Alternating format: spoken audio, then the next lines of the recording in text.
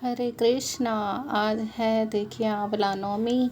ये तुलसी के पत्ते मैं तोड़ रही हूँ। तुलसी के पत्ते कभी भी सीधे ना तोड़ें। तुलसी के पत्ते तोड़ने से पहले तुलसी माता से प्रार्थना करें कि हे माता, हम आपकी कुछ पत्तियाँ चाहते हैं जो हम ठाकुर जी को अर्पण करना चाहते हैं, इसलिए उनसे प्रार्थना करके आग्रह करके ही उनके तुलसी के पत्तों को तोड़ें। तुलसी की 108 पत्तियाँ मैं तोड़ रही हूँ। बड़े बड़े पत्ते निकालने की कोशिश कर रही हूँ क्योंकि मैं इन पे राम नाम लिखना चाहती हूँ। बचपन से ही मेरा ये नियम रहा है। मैं कार्तिक के महीने में तो तुलसी के 108 पत्तों पर राम नाम लिखकर शालिग्राम भगवान को चढ़ाती रही हूँ। हम जो भी सीखते हैं अपने घर से सीखते हैं। हमारा पहला स्कूल तो अपना घर ही होता है, तो मैंने बचपन से ही अपने घर में सीखा है कि तुलसी के पत्ते इस तरीके से शालिग्राम भगवान को अर्पण करना।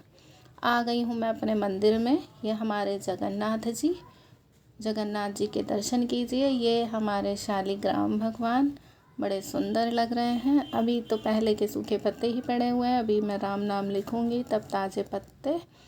खैर, वैसे मैं मंदिर में अर्पण करती हूँ। अब ये हमारे केशव हमारे बड़े सुंदर लग रहे हैं। केशव का हार देखिए, राधा और कृष्ण दोनों एक में ही समाहित हैं। और इसके बाद में ये हमारी लाडली के भी अभी दर्शन में करा दी हूँ। ये आ गई हमारी लाडली जी के श्रृंगार दर्शन।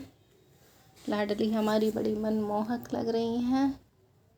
ये तो है ही सुंदर, इनके दर्शन करिए। क्या करें ऐसा कि श्री हरि की कृपा हो जाए। क्या करें ऐसा कि हम अपने कृष्ण को रिझा पाएँ। क्या करें ऐसा कि हमारे कान्हा की नज़र हम पर हो। तो इसका एक ही उपाय है, कार्तिक का महीना। कार्तिक के महीने में, कार्तिक का महीना हमारे भगवान को अति प्रिय है। महीनों में कार्तिक का महीना और तिथि में एकादशी। ये देखिए बड़ी बड़ी तुलसी की पत्तियाँ मैंने ली हैं। इस पे इतनी बड़ी हैं कि देखिए हाथ पे लेके पता ही लग रहा है। चंदन से मैं राम नाम लिख रही हूँ। 108 पत्तियाँ, पत्ती खंडित ना हो, साफ सुथरी सीधी पत्ती हो। और बड़ी बड़ी पत्तियाँ लेने की कोशिश की है। और इस पे मैंने चंदन से राम नाम लिखा हुआ है। पहले तो मैं जब बचपन में लिखती थी तो बहुत टाइम लगता था। अब मुझे प्रैक्टिस हो गई है, अब मुझे टाइम नहीं लगता। मैं बहुत ही जल्दी कम समय में ही लिख लेती हूँ। बचपन में मैंने कहते हुए अपने एक बार पापा को सुना था कि अयोध्या में हर दिन 108 पत्तों पे राम नाम लिखकर भगवान को चढ़ाई जाती है। उसी टाइम मैंने सुनकर सोचा मैं हर दिन तो नहीं, पर कार्तिक के महीने में एक बार एकादशी, द्वादशी और इतवार का दिन छोड़कर पूरे महीने में कभी भी आप ये काम कर सकते हैं। तो कभी भी पूरे माह में एक दिन ये आप काम कर सकते हैं। जो कोई भी मेरे इससे प्रभावित हो, तो मैं चाहूँगी जो भी वीडियो देखे हर कोई इस तरीके से पत्ती चढ़ाए और भगवान की कृपा प्राप्त करे। तुलसी के पत्तों को शालिग्राम पे चढ़ाना बेहद शुभ माना जाता है, भगवान को अति प्रिय हैं। उस पे राम नाम लिख जाए तो और भी अच्छा।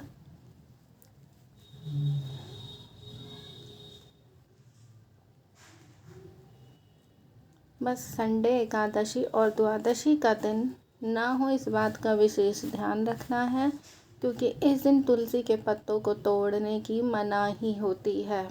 इस दिन तुलसी को हाथ नहीं लगाते हैं। आज आंवला नवमी का दिन है। आंवला नवमी के दिन परिक्रमा करने का भी विधान है और तुलसी के आंवले के पेड़ की पूजा करने का भी विधान है। तो आज के दिन विष्णु भगवान का उसमें मतलब रूप माना जाता है, पूजा उसकी की जाती है, उसकी भी 108 परिक्रमा की जाती है।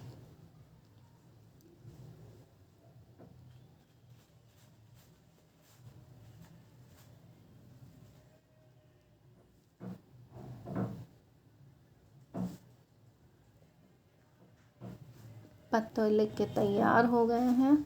अब ये चंदन को थोड़ा सूखने का मुझे इंतज़ार करना है, क्योंकि अगर गीले ही उठा लूँगी तो लिखा हुआ अक्षर मिक्स हो जाएंगे। तुलसी के पत्तों को सूखने के बाद में फिर मैं इसे एक टिफ़िन में रख लूँगी और मंदिर लेके जाऊँगी। अब मैं मंदिर आ चुकी हूँ, जा रही हूँ, और मंदिर में ये आंवले के पेड़ की मैं पूजा कर रही हूँ। ये 108 परिक्रमा किसी भी सामान से आप लगा सकते हैं।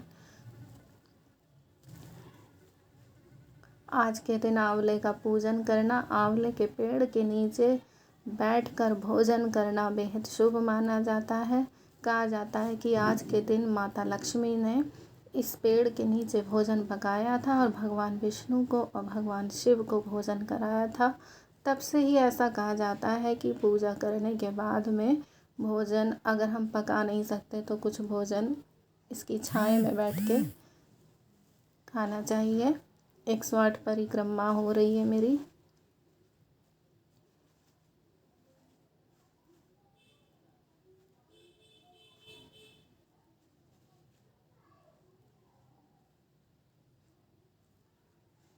परिक्रमा पूरी हो चुकी है मेरी।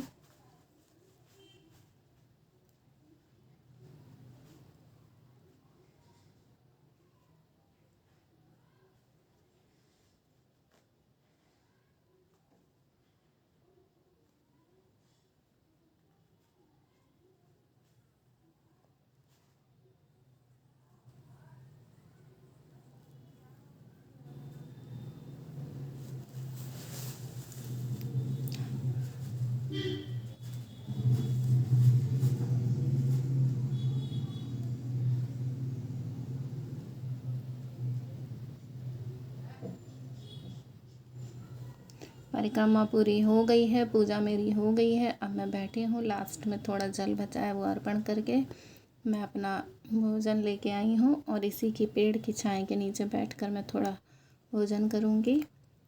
और इस तरीके से मेरा आंवला पूजन पूरा हुआ। हरे कृष्णा।